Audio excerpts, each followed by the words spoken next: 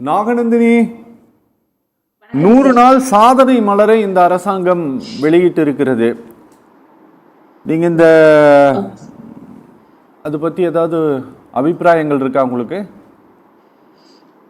Okay sir. சாதனையா sir? எங்க sir நடந்துச்சு? எதுங்க? தமிழ்நாட்டிலயா இல்ல மகாராஷ்டிராலயா பஞ்சாப்லயா குஜராத்லயா எங்க சார் நடந்துச்சு? நம்ம ஊர்லயா சார்? வேதனை தானே சார் போயிட்டே இருக்கு. நாங்களாம் கோயம்புத்தூர்காரங்க சார், இன்னும் அந்த வடுகூடி மறையில அப்படிங்கிற ஒரு நிலையில தான் இருக்கோம். இதுல இன்னொரு விஷயம் நான் சொல்லி ஆகணும் சார். நீங்க நெறியாளர் சொன்னாருன்னு சொல்லல, நாங்களே ஓப்பனா சொல்றோமே, டிராமா உண்மையாலுமே நல்லா எக்ஸிக்யூட் பண்றாங்க சார்.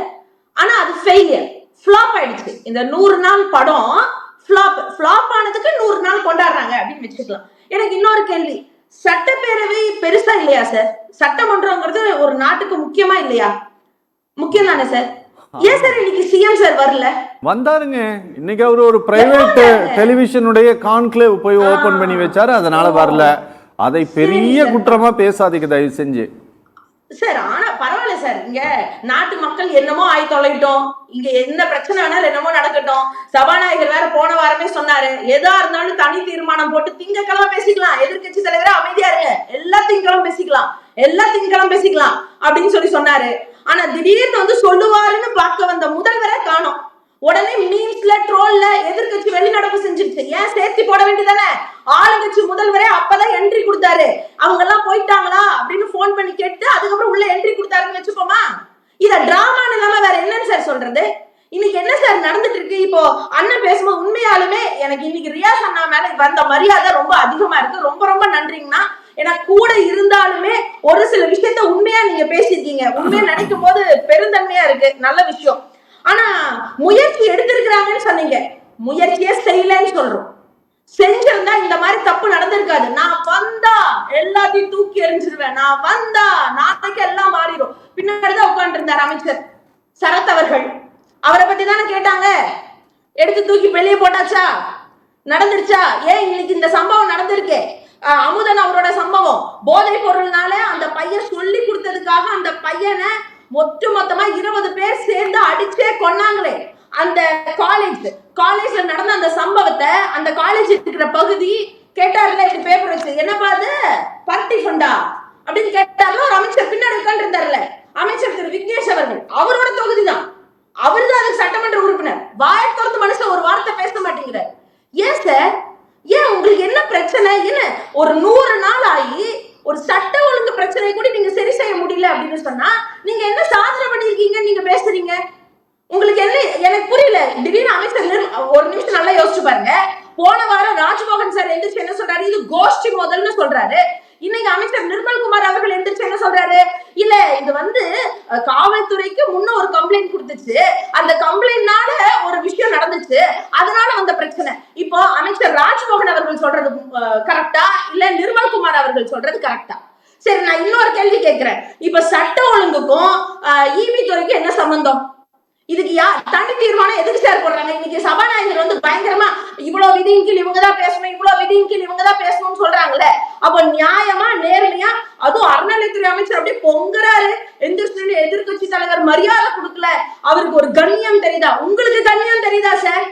எந்த துறைக்கு யார் எந்திரிச்சு பதில் சொல்லணும்? அப்போ சிஎம் சார் ஒரு பிரைவேட் தொலைக்காட்சி, அதுவும் தமிழ்நாட்டுல இல்ல, அது எங்கேயோ ஆல் இந்தியா ஒரு ஊடகம், அங்க போய் கான்க்ளேவ் அட்டெண்ட் பண்ணி ஏதாவது பேசினாரா சார்? அங்கனாச்சும் வாய் திறந்தாரா என்ன? சிஎம் சார் பேசி இருக்க மாட்டாரா? ஏதோ சைன் மட்டும் தான் போட்டு வந்தாராம். ஆனா அந்த இடத்துக்கு போவாராம். ஆனா இங்க வாயை திறந்து ஒரு பிரச்சனையே பேச மாட்டீங்களா சார்? உங்களுக்கு யோசிச்சு பாருங்க. சட்ட ஒழுங்கும் தமிழ்நாட்டினுடைய மோசமான நாள், அதாவது மோசமான ஆட்சிங்கிறது எங்க தெரியுமா ப்ரூவ் ஆச்சு? இவங்க தனுஷ் அவர்கள், திருவெற்றியூர்ல தனுஷ் அந்த பையன் 12வது படிக்கிற பையன் சார். நினைச்சு பாருங்க சார், அவங்க பெத்தவங்க எப்படி கதறாங்க தெரியுமா சார்? வாயில எரியாதா சார்? அந்த பையன் என்ன சார் தப்பு பண்ணா? ஒரு போதை பொருள் பயன்படுத்துறாங்க, 11ஆம் வகுப்பு படிக்கிற பசங்களை யூஸ் பண்றாங்க ஸ்கூல்லன்னு சொல்லி அந்த விஷயத்த சொல்லதானே சார் போனா, அதுக்கு கிரவுண்ட்ல வச்சு கல்ல கொண்டு 30 பேர் அடிச்சிருக்காங்க சார். என்ன சார், என்ன இங்க போதை ஒழிக்கப்பட்டிருக்கு? நீங்க பெருசா அப்படியே நான் போதை ஒழிப்புக்கு பெரிய 65 பிரிவு கேட்டுச்சுல ஒரு அம்மா, அங்கேயே நிக்க வச்சு கேட்டுச்சுல 2 பேர், ராஜ்மோகன் சாரும் அதான் எல்லாத்துக்கும் எந்திரிச்சு பேசுவாரு. ஒரு முதல் போட்ட முதல்வர், சாரி பொதுப்பணித்துறை அமைச்சர் அண்ணன் 4 வருஷம் அவர்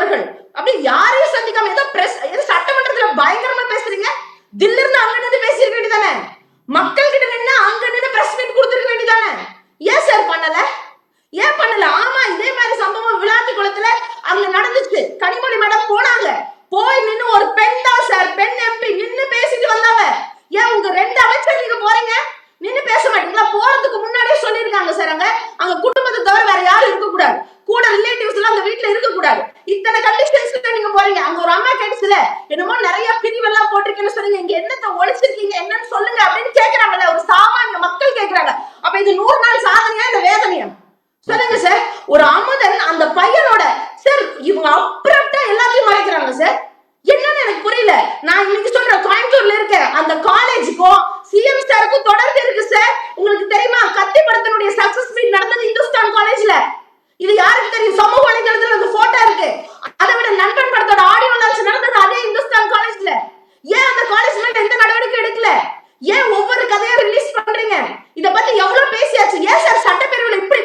ஏன் சார் ஒரு எஃப்ஐஆர் காப்பியை படிக்கிறதுக்கு ஒரு அமைச்சர் தேவையா சட்டப்பேரவையில?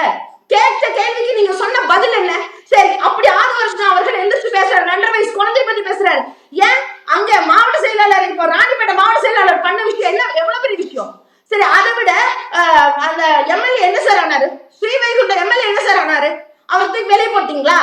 அவருக்கு என்ன முடிவுன்னு எடுத்து சொல்லிட்டீங்களா? சரி, என்ன கேள்வி கேட்டாலும் அந்த கேள்வியை மடைமாத்துற மாதிரி ஆன்சர் பண்றது தாவேகாரங்களை தவிர வேற யாருனாலும் சொல்ல முடியாது சார். மக்கள் பிரச்சனை அப்புறம் யார் சார் கேள்வி கேட்கறது? நீங்க அதுக்கு பதிலே சொல்ல மாட்டீங்களா? இதுல வந்து அந்த 18 சாதனையா சார், 100 நாள்ல 18. ஃபர்ஸ்ட் எடுத்தோன்னே சிங்கப்பெண் அதிரடிப்படை, கடைசியில வந்தது என்னது, விவசாயிகளுடைய பயிர்க்கடன் தள்ளுபடி. First ball wicket out, second ball wicket out. கொடுத்த 18ல 14 ஸ்டிக்கர் ஓட்டப்பட்டிருக்கு. அதுல 14 துறை எக்ஸ்டென்ஷன் மட்டும் தான். அது வந்து திமுக பீரியட்ல ஆல்ரெடி கொடுத்தது, ஒரு சிலது அதிமுக பீரியட்ல இருந்து வந்தது. இதை நீங்க எக்ஸ்டென்ஷன் பண்ணி அப்புறம் எடுத்து போய் வெற்றி வெற்றி வெற்றி என்ன சார்? மக்களை வெட்டியா மாத்தி இன்னைக்கு மக்களுடைய மொத்த வாழ்வாதாரத்தையும் முடிச்சிட்டீங்க சார். சொத்து வரி பிரச்சனை அவ்வளவு ஏறிச்சு, அதை பத்தி பேச முடியல. கரண்ட் பில் பிரச்சனை இன்ன வரைக்கும் வந்துட்டு இருக்கு, அதை பத்தி பேச முடியல. பாலியல் பிரச்சனை, அதை பத்தி பேச முடியல. போதைப் பொருள் ஒழிப்பு, அதை பத்தி பேச முடியல. எல்லாத்துக்கும் வாய் மூடியே உட்கார்ந்துட்டு இருப்பாங்களா? சரி சார், இதுல டாஸ்மார்க் சொன்னாங்களே சார், சார் சொன்னாரு ரொம்ப கஷ்டம். நானும் கேட்கிறேன் சார், டாஸ்மார்க்க மூடுற மாதிரி மூடுங்க. அப்புறம் FL2 லைசன்ஸ் ரெஸ்ட்ராமா இருக்கு. ஏன் சார் 24 மணி நேரத்துல ஒரு பிராண்ட தடை பண்றீங்க, 24 மணி நேரத்துல உடனே ஓகே பண்றீங்களா? எப்படி முடிஞ்சது? இது ஊழல் இல்லையா? இதுல பின்னாடி என்ன இருக்கு? என்ன நீங்க செய்ய காத்துட்டு இருக்கீங்க? இன்னும் தமிழ்நாடு வந்து எங்க கொண்டு போய் நிறுத்தணும்னு பாக்குறீங்கன்றது மிகப்பெரிய ஒரு கொஸ்டின் மார்க்கா இருக்கு. இப்போ இவ்வளவு விஷயத்துக்கும் பேச முடியாது இருக்கக்கூடிய முதல்வர் எதுக்கு சார் தமிழ்நாட்டினுடைய முதல்வர்? இதுல 100 நாள் சாதனை வேற கொண்டாடிட்டு இருக்கீங்க. எனக்கு புரியல சார். இதுக்கெல்லாம் பதில் கொடுப்பாங்களா? அதை யோசிக்கணும்ல சார். பேசலாமா? பேசலாம்.